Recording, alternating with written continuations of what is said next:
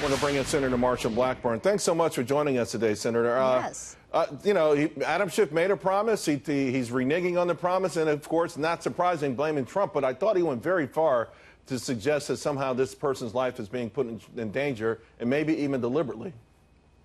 One of the things that we know is that the whistleblower needs to come forward, and I can assure you, if they do take a vote in the House and if they do send something to the Senate, once this gets to the Senate, we will want to hear from the whistleblower.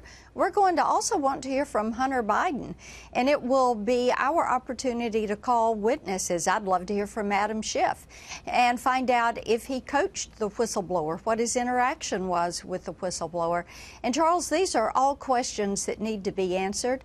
To go about impeachment is a very serious process, and people want to know who is the whistleblower and what was their knowledge. You know, we're looking at this process where the CIA changed the rules around how you file a whistleblower complaint. They moved it from being first-hand knowledge to allowing hearsay. So I've talked to Tennesseans all weekend that say, hey, was this a team effort on the whistleblower, or is there one whistleblower, or was the whistleblower one of the 12 people that has already come forward as a witness? And this is the kind of uncertainty that is out there. And I will also tell you, talking with Tennesseans this weekend, there are people that are less convinced than ever. And they feel like this is something that is a distraction. Right. You've heard this 30 hours of testimony and not anything that is an impeachable offense. To that point, it's not just Tennesseans, it's these polls, particularly in key swing states, where independents are falling like dramatically with respect to, you know, the need or want for an impeachment. That just doesn't feel like the case has been made. And even when Adam Schiff talks about it, there's a certain element of doubt there, a certain element of frustration. And we haven't heard from Nancy Pelosi, who I believe was brought into this whole thing sort of kicking and screaming to appease the AOC branch of her party. Yeah.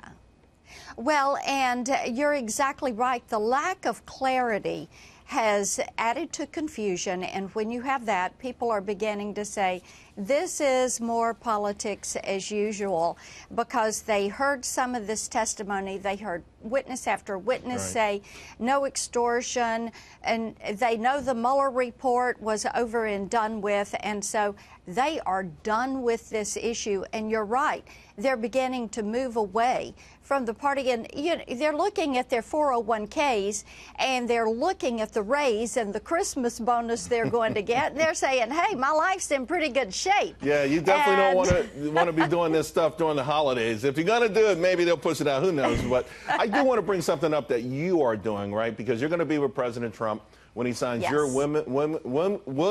women's suffrage coin bill. Believe me, it doesn't necessarily roll off the tongue, but it's amazing because it's a law that creates a commemorative coin. It's in honor of 100 years of the 19th Amendment. And I just want to ask what this means for you, what this means to you, for you, because I want to say one thing, Senator. When you were running, and there were all these articles about women who were bashing the ceiling in D.C., they always focused on Democrats. And I say kudos to all the women who joined politics, but I don't think you've got what you deserve, your recognition as a congressperson initially and now as a senator.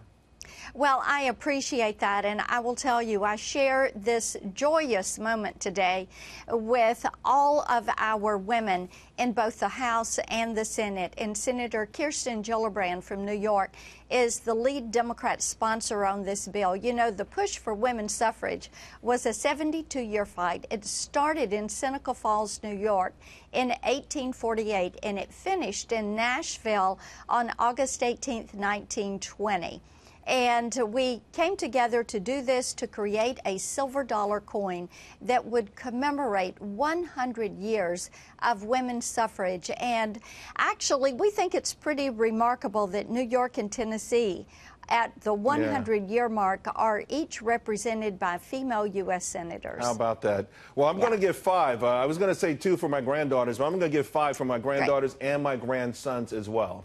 Senator. Absolutely. That sounds great. Thank you. Thank you very much. Always a pleasure. Absolutely.